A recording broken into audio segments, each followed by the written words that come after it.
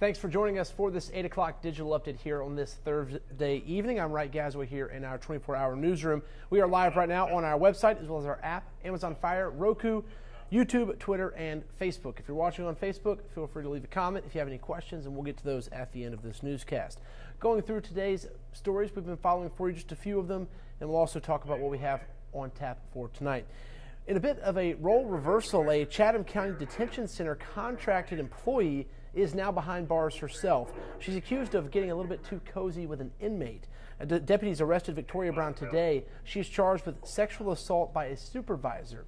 The Sheriff John Wiltzer, tells us he does not tolerate any misconduct, especially when that misconduct involves fraternizing with an inmate. Now, that statement goes on to say, "I am saddened by the actions of this former employee, and I hope that our quick response to these allegations demonstrates how seriously we take such offenses." Once again, that was from Sheriff John Wiltzer. Brown was a contracted employee, as I said. Her arraignment is scheduled for tomorrow. We'll keep you updated on her case. And now to a crime that is a bit of a head-scratcher. A Marine and 3 civilian employees are accused of stealing over $1.5 million worth of razors. Yes, razors. Bizarre thing they stole there. They're accused of stealing. They are accused of taking that from a Marine Corps recruit store warehouse on Parris Island. Our Harley Strickland breaks down today's indictment. There were other stolen items too, but surprisingly, most of that $1.5 million of stolen goods were razors and razor blades. This all started around January of 2017 and lasted until this past June. According to the indictment, First Sergeant Lascelles Chambers asked civilian employee Sarah Brutus to steal boxes of high-end Gillette razors and razor blades from the recruit store on Parris Island. Brutus then introduced Chambers to 2 men, Tommy Harrison and Orlando Bison, to help with the conspiracy. Both men worked at the recruit store warehouse. Court documents say the 2 men stole the boxes of razors every week from the warehouse. Because they worked there, they could disable the security cameras. The stolen merchandise was allegedly delivered in person to Chambers until he was transferred in March of 2018 to Florida. The razor blades were then sent through the mail. Court documents say Chambers would sell the stolen merchandise to people in different states and share the profits with the 3 others. The indictment says Chambers wired some payments to Harrison from his Navy Federal Credit Union account. We reached out to the Marine Corps today, and Major Roger Hollenbeck, a Marine spokesman, gave us this statement on the charges. The legal team at Parris Island is the lead for the preferred charges. The case is pending an Article 32 hearing, which is yet to be scheduled.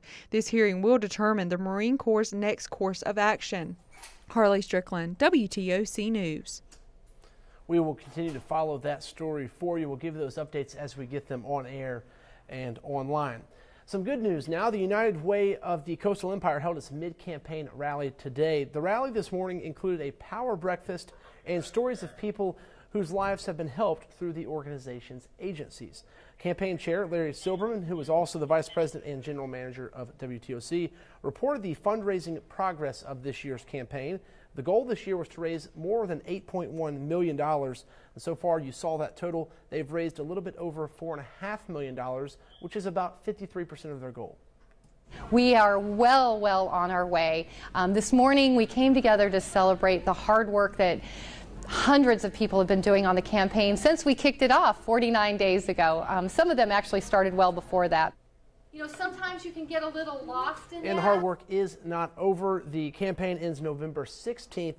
Funds helped raise critical human and health services to thousands of people in Chatham, Bryan, Effingham, and Liberty counties.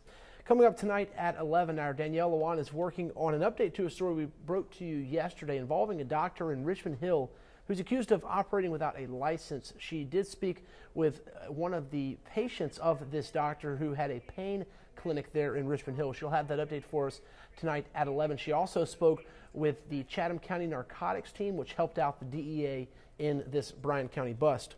We'll have that story for you at 11, as well as an update on a trial involving 5 men accused of 2 murders here in Savannah. The prosecutors are saying they're all part of a local gang. Sean Evans is following that trial for us, and he'll have the update tonight at 11. Jamie Ertl is back at 9 o'clock with a weather update, including tomorrow's First Alert Weather Day, and then we'll have another news update tonight at 10 o'clock. Have a great night.